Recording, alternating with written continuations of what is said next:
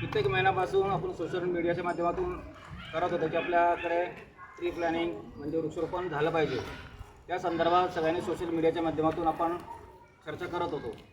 चर्चा करत असताना आपल्या परिसरातील सुवर्णनगरातील रहिवासी अविनाश नेवे ते मला भेटले आणि त्याने सांगितलं की Rotary club of west Jalgaon हे आपल्या परिसरामध्ये वृक्ष लावण्यासाठी तयार आहेत. तर आपण इच्छुक आहेत का?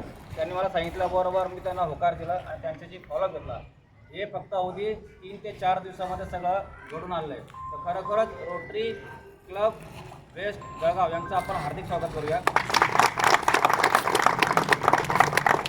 त्यांनी आणि हे इतके मोठे दिग्गज उद्योजक आहेत, विविध क्षेत्रातले उद्योजक आहेत, वेळात वेळ करून यांच्याकडे वेळच नाही राहत. पण त्यांनी खरोखरच आज सेवासाठी समाज सेवा करणे ही काळाची गरज, अत्यंत गरज आहे आणि गरजू लोकांपर्यंत ते पोचतात आणि पोचल्यानंतर त्यांनी निस्वार्थपणे सेवा त्यांनी केलेली आहे.